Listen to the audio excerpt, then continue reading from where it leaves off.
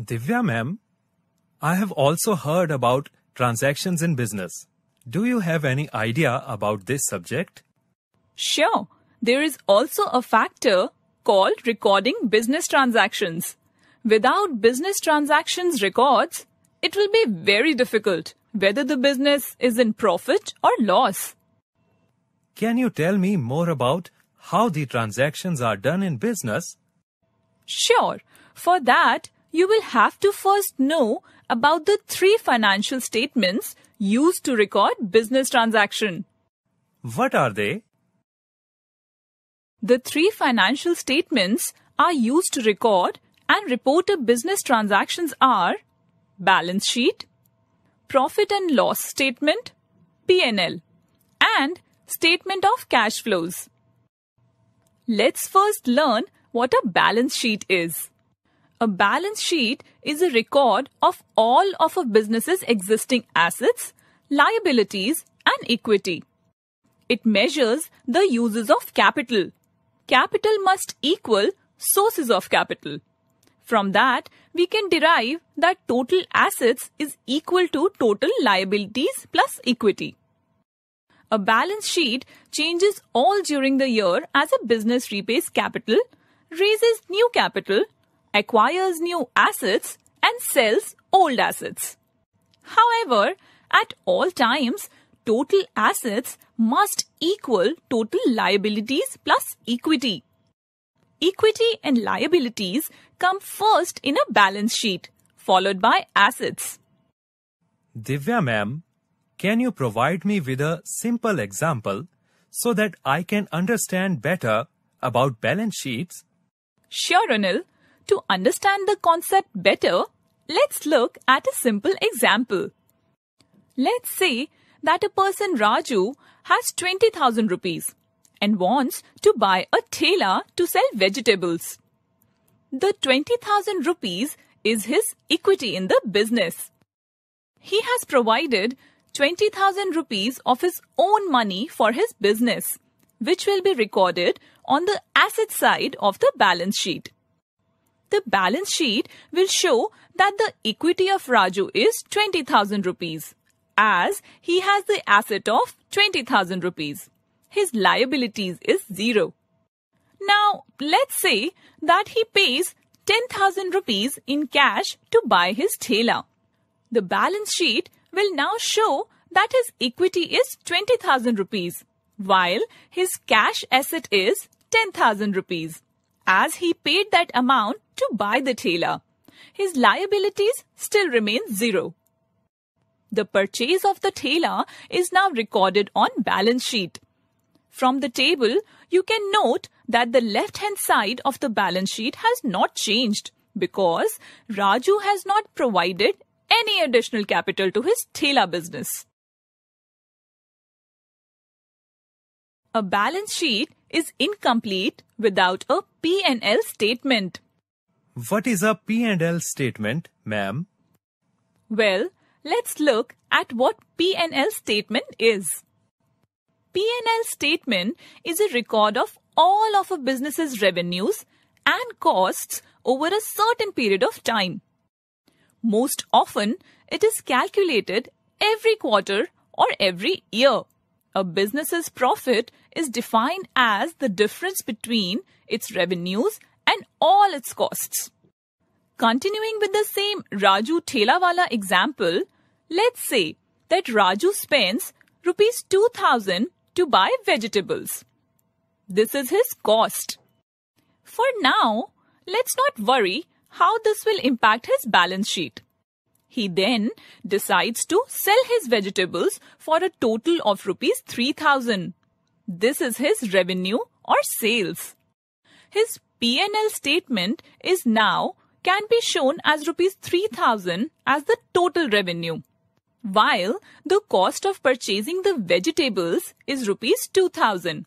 His profit is revenue minus cost, which is rupees 1,000. Actually, the P&L statement records all transactions on an accrual versus cash basis. Accrual versus basis? Let me explain what accrual versus cash basis is. In the case of Raju, the Thelawala vegetable vendor, let's say that his customers will pay him the rupees 3,000 only at the end of the week.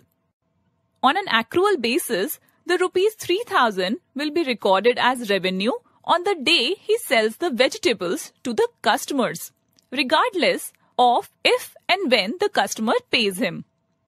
Similarly, if he has not paid the rupees 2,000 to the person who supplied him the vegetables today, he will still have to record it as a cost on the P&L statement today itself, even though he may take 7 to 8 days to pay his vegetable suppliers. This is accrual versus cash basis business. So without the calculation in accrual versus cash basis, if transactions were recorded on cash basis on the P&L statement, in this situation, he will have 0 revenues, 0 costs and 0 profits because his customers have not paid him and he has not paid his supplier. To better understand such a situation, we need to know the statement of cash flows. So, we also have to keep a tab on the factor of cash flows, ma'am? Exactly.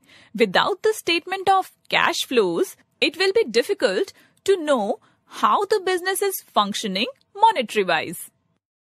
Given that the P&L statement records transactions on an accrual basis, it is difficult to use it to understand how much cash a business has on hand at any point of time, especially for the large businesses having many transactions.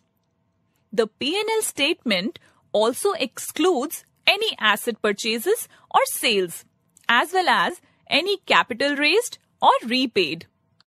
A business cannot survive for long without cash. The statement of cash flows fills this gap.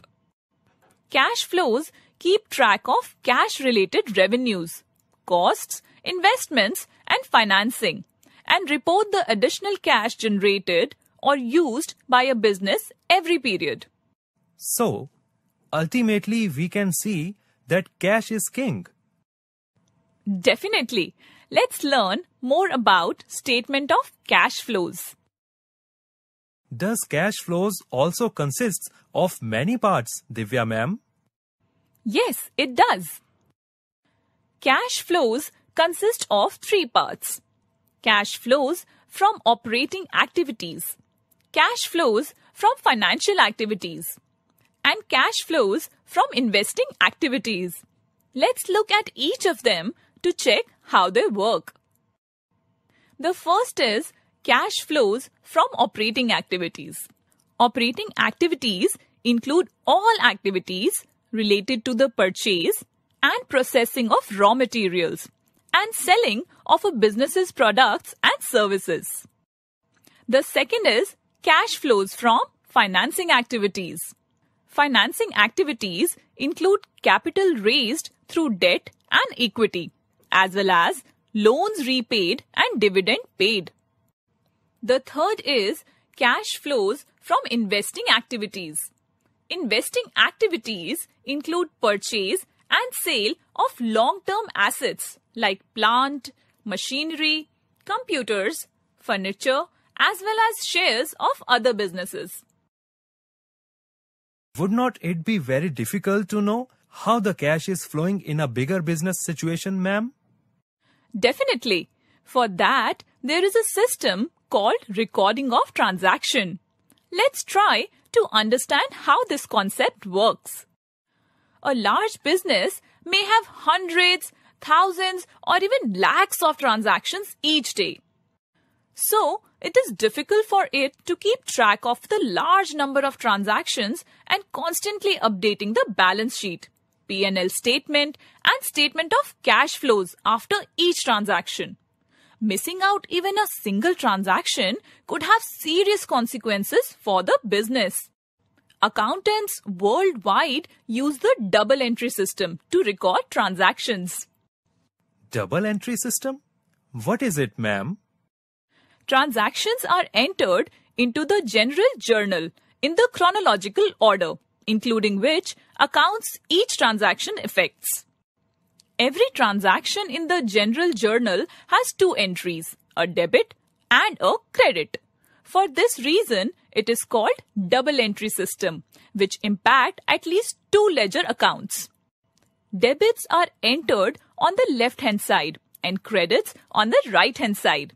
The total on the debit side must equal the total on the credit side for every transaction. Does that mean that the general journal looks very complicated, ma'am? Well, no.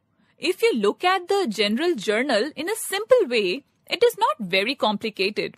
This is how the general journal looks. The first entry is the date. It is the date of the transaction. Then we need to enter the particulars. Each transaction affects at least two accounts. The names of the accounts are entered here as well as a brief explanation of the transaction. Include a DR at the end of the line of the account being debited. And start the line of the account being credited with a TO. Then enter the ledger folio. Entries from the journal are posted to ledger accounts. This column records the page number of the ledger account into which the entry is made. It is either debit or credit. The debit is the amount being debited from at least one ledger account. The credit is the amount being credited to at least one ledger account. A ledger account lists all increases and decreases of a particular account. Examples of ledger accounts are cash account, debt account, inventory account. Ledger accounts can broadly be classified into personal accounts, real accounts, cash accounts, and nominal accounts. Personal accounts are accounts that relates to persons like capital account, salary account, bank account. Real accounts are accounts that consist of properties of the business like cash account, stock account, patents account. Nominal accounts are accounts that consist of expenses, losses, incomes, and profits. The general ledger is a collection of all ledger accounts. Now, the rule of the thumb is how to determine if something is a debit or credit. Well, how is it done, ma'am? The rule of thumb relies upon the personal accounts, real accounts, and nominal accounts to check the debit or credit. In the personal accounts, the debit is the receiver and the credit is the giver. In the real accounts, the debit is what comes in and credit is what goes out. In the nominal accounts, debit is all losses and expenses and credit is all profits and incomes. Now again, if you look at the example of Raju, the thelawala, and how he started his business, you will understand better. Raju increased equity capital from ₹0 to ₹2,000 and at the same time increased cash from ₹0 to ₹2,000. Cash is a real account because it is owned by the business and it is coming into the business. Also keep in mind that debit is what comes in. Raju's contribution is capital he gives to his business and hence is a personal account that needs to be credited. Again, remember, credit is the giver. So, this transaction will be entered in the general journal, assuming that it is done on 1st January 2019. On 3rd January 2019, he spent ₹2,000 to buy vegetables and sold them for ₹3,000. Cash is still a real account. The purchase of vegetables will be credited for ₹2,000. The credit is what goes out. At the same time, the sale will be debited for ₹3,000. Purchase and sales accounts are nominal accounts. Here, the credit is all profits and incomes and debit is all losses and expenses. These transactions will be entered in the general ledger as shown on the screen. It first starts with the date, then particulars, then debit, and at last the credit, as we have already discussed. His cash account in the general ledger will look as shown on the screen. Here, the particulars and the amounts are highlighted. You can also notice that it starts with a DR and the end with a CR. This is about debit and credit. Raju's capital account in the general ledger will look as shown on the screen. The Thela account will look as shown on the screen. The purchase account will be as shown on the screen. As he had purchased vegetables for rupees 2000, it is entered to the cash account row. Raju's sales account will be as shown on the screen. As he had sold the vegetables for rupees 3000, it is entered under the particulars column along with the amount. Now, can you understand how the entries are made into the ledger, Anil? Now I understand how business transactions are recorded. Thank you, Divya ma'am. You are most welcome, Anil.